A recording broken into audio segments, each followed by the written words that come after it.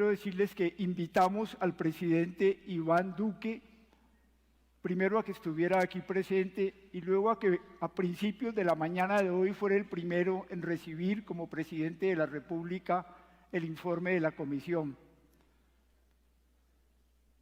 No estuvo presente, salió del país, se excusó, y con nosotros está representándole el ministro del Interior, Daniel Palacios, a quien agradezco su presencia. Agradecemos la presencia del presidente electo Gustavo Petro.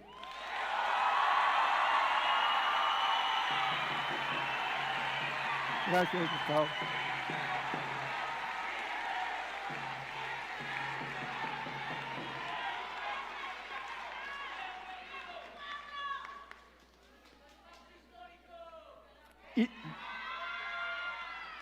Y la presencia de la vicepresidenta Francia Márquez. Gracias, Francia.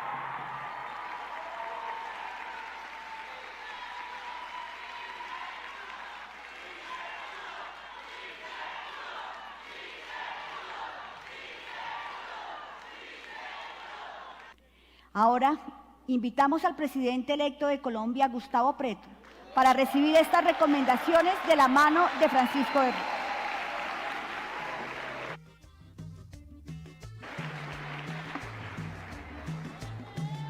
Esta es mi primera intervención pública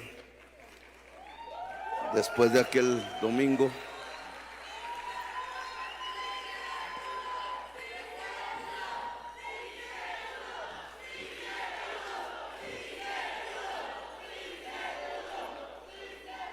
De aquel 19.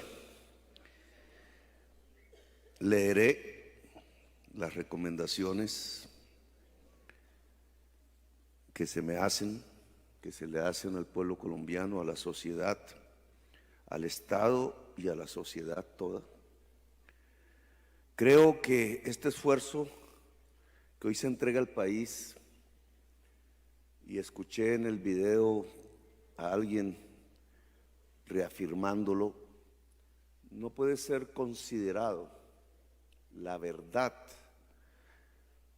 en la aproximación a la verdad, no puede ser considerada como un espacio de venganza, como si fuese una extensión de las mismas armas, vueltas palabras, vueltas ideas, vueltas concepciones e interpretaciones de lo que ha acontecido, vueltas relatos, narraciones de tantas personas, miles quizás, que construyeron este informe. No puede ser un espacio de venganza. Tiene que ser mirado, y creo que ese fue el objetivo de la creación de la comisión como una de las instituciones de la paz, precisamente como la posibilidad de una reconciliación, de la convivencia nacional, social, de la paz. Creo que uno de los climas que se ha creado a partir de estos cambios en la política, por decisión misma de la ciudadanía, es precisamente el clima de la paz. Muchos gobiernos, fui testigo de ello, crecieron al principio con las expectativas de la paz, quizás las acrecentaron en demasía y terminaron en medio de la sangre. Este no puede ser el caso ahora. Hay expectativas de la paz, de la posibilidad de una paz grande, que aquí se menciona como el gran título de esta presentación: la paz grande, la paz integral, la posibilidad de pasar a una era de paz en la historia de Colombia, no simplemente a cerrar unos conflictos para que empiecen unos nuevos conflictos armados, sino para que desaparezca el uso de las armas como el instrumento que desdice de las posibilidades del acuerdo como el instrumento de la venganza, como el instrumento del mismo conflicto. Las sociedades siempre tendrán conflictos. Esa es la esencia del ser humano, la diversidad, la diferencia. Pero el conflicto no puede ser sinónimo de la muerte. El conflicto tiene que ser sinónimo incluso de la vida.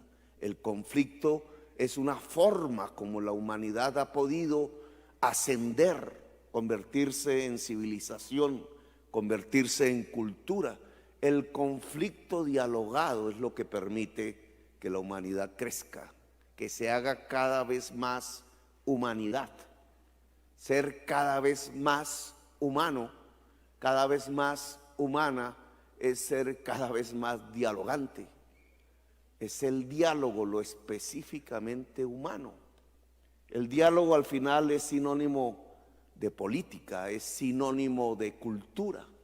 Lo específicamente humano no es el control del territorio con las armas, que es básicamente una de las expresiones de nuestra propia animalidad que hace parte de nosotros. Lo específicamente humano tiene que ver con la civilización y la cultura, y alguien diría, esas civilizaciones se construyeron a partir de la violencia, de las armas. Alguien dijo, la violencia es partera de la historia. Nosotros quizás somos herederos de la violencia como una generación que ha visto a su país verlo hacia atrás en la historia como un cúmulo de violencias, como una violencia eterna, como un ciclo permanente y repetitivo, como un eterno retorno a la violencia. ¿Cuántos procesos de paz hemos firmado en nuestra historia republicana y cuántas veces hemos vuelto a la violencia?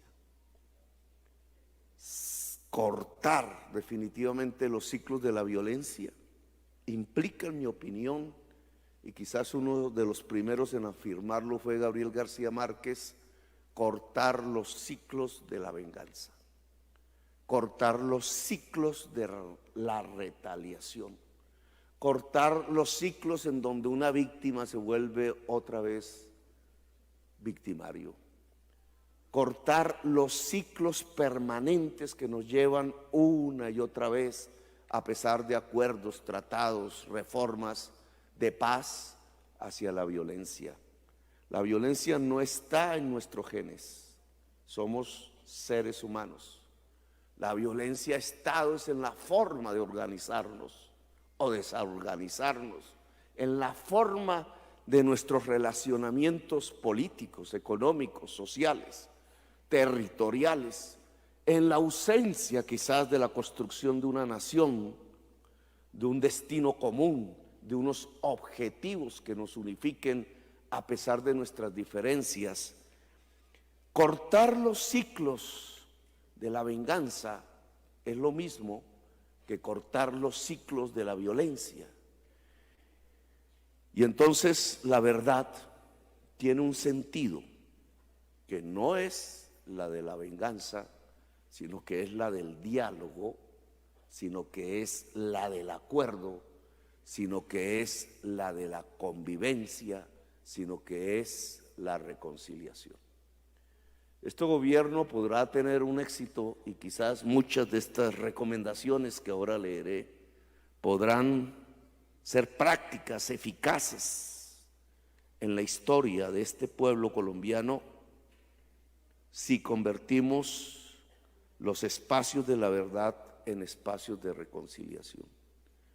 Se me criticó el uso de un término que tiene que ver con la filosofía francesa, el perdón social, pero lo que sigue a la verdad en el fondo y depende de las víctimas y de nadie más en Colombia es la posibilidad del perdón social, la posibilidad de una era de paz, la posibilidad de otra historia, no la historia de estos 2 siglos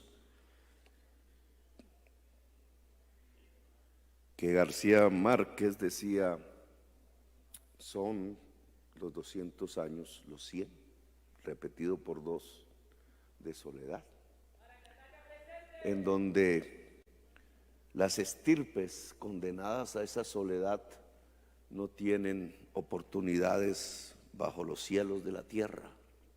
Pues es que aquí, Padre, en representación de su comisión, lo que estamos tercamente afirmando una y otra vez, con mucha terquedad, mucha, que se necesita, es que las generaciones de 200 años de soledad sí tienen una oportunidad, una segunda oportunidad bajo los cielos de la tierra. Y lo vamos a hacer realidad. Así que estas recomendaciones se volverán eficaces en la historia de Colombia. Gracias muy amables por haberme escuchado.